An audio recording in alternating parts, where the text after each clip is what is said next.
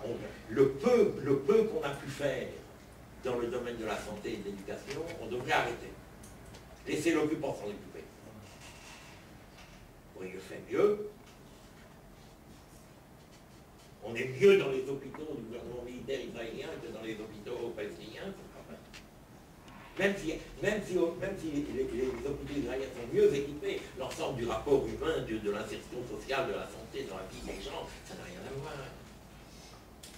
Alors, c'est vrai que en signant les accords intérimaires d'Oslo, qui n'avaient pas de prétention à des accords européens, qui étaient des accords intérimaires, les Palestiniens ne sont pas les seuls le seul peuple colonisé qui a signé des accords intérimaires. Pratiquement tous les pays sous domination coloniale sont parvenus à l'indépendance après des périodes d'autonomie intérimaire, qu'il s'agisse de la Tunisie ou qu'il s'agisse du Ghana, de Côte de l'Or à l'époque, du Nigeria, des colonies britanniques ou françaises. Il y a toujours eu une transition entre la colonisation et l'indépendance. L'acceptation d'une période de 5 ans de période intérimaire par la direction palestinienne en 1993 s'inscrivait dans ce type de perspective.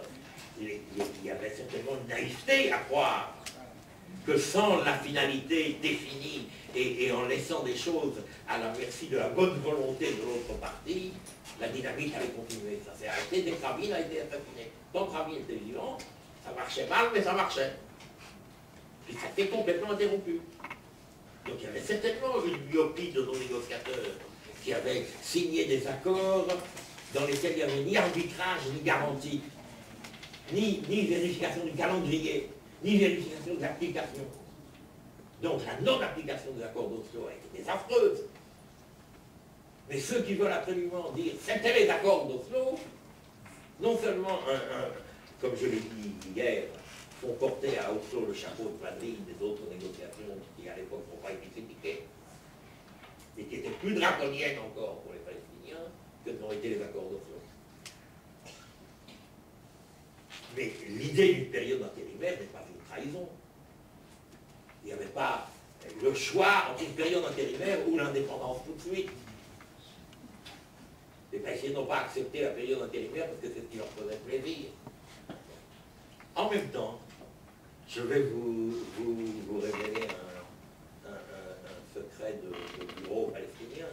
À l'époque où les accords d'Oslo ont été signés, Abou Mazen, qui n'était à l'époque ni président ni Premier ministre, mais qui était Abou Mazen, qui à l'époque était un dirigeant de l'OLP, qui dirigeait le département des relations internationales de l'OLP à Tunis, avait dit devant un petit groupe de cadres, il avait dit peut-être que cette période intérimaire peut être une aubaine. Et les gens qui étaient présents là lui avaient dit pourquoi?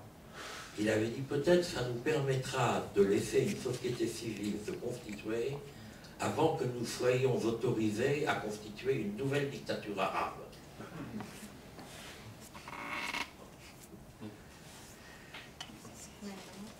C'est un fait que le pari a été, avec le retour des institutions de l'OLP sur le territoire,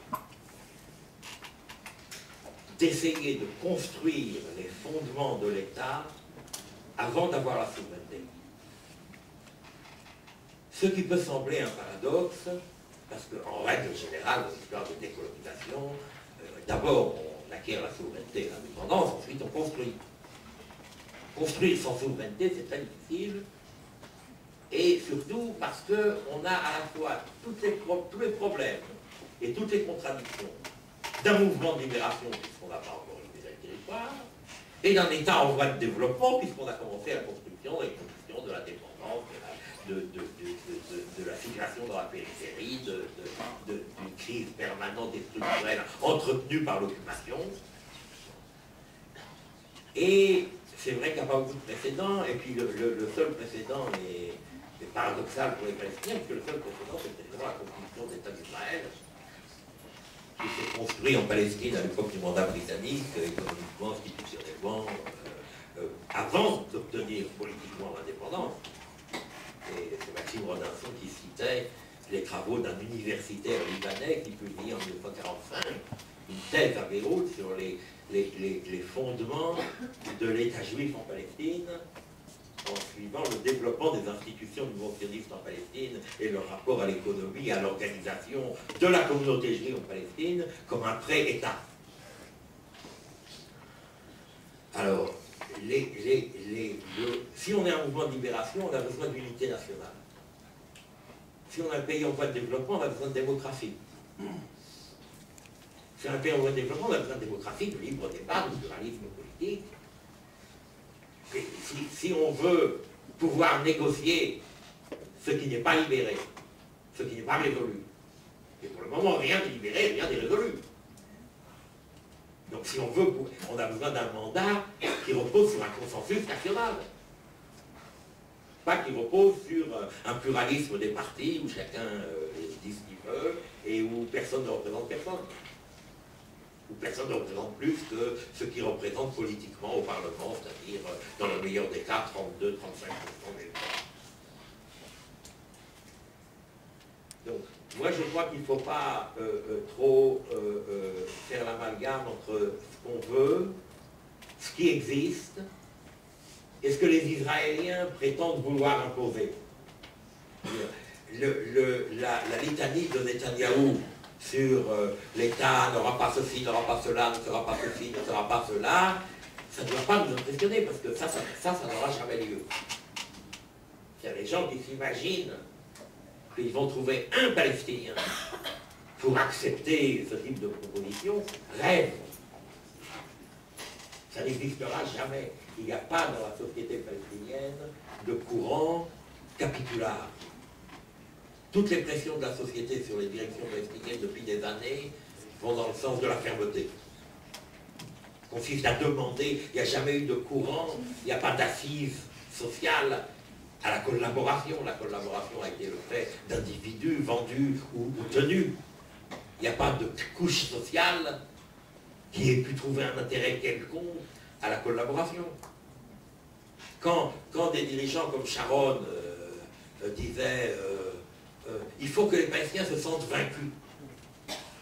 Alors, à l'époque, j'avais écrit sur le site internet du ministère des Affaires étrangères palestinien que s'il était sincère, alors c'est un imbécile parfait, il ne comprend rien du tout à qui sont les Palestiniens, mais il le sait très bien, et c'est pour ça qu'il le dit, parce qu'il sait qu'il y a aucune chance que ça arrive. Il y a aucune chance que ça arrive parce que les Palestiniens ne se sont pas sentis vaincus en 1948, quand 3/4 d'entre eux ont été chassés de leur maison et qu'ils ont disparu de la carte. Ils n'ont pas été vaincus en 1967 quand les Israéliens ont construit le reste de la Palestine. Ni quand ils ont quitté Beyrouth et Tripoli, ni à aucun moment de cette histoire. Et le peuple palestinien est un peuple qui est en colère, qui n'est pas désespéré. Qui n'est pas désespéré.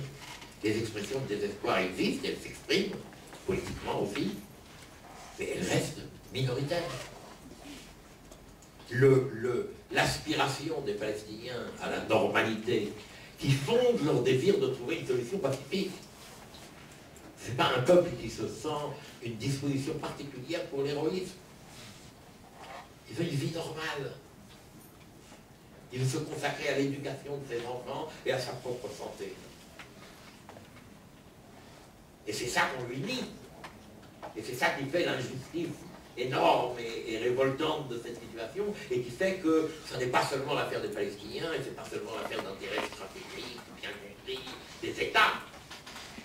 C'est aussi une affaire qui... C'est une tragédie qui touche les gens humainement et dans leurs sentiments et leur intelligence morale, parce qu'elle repose sur une injustice aussi flagrante.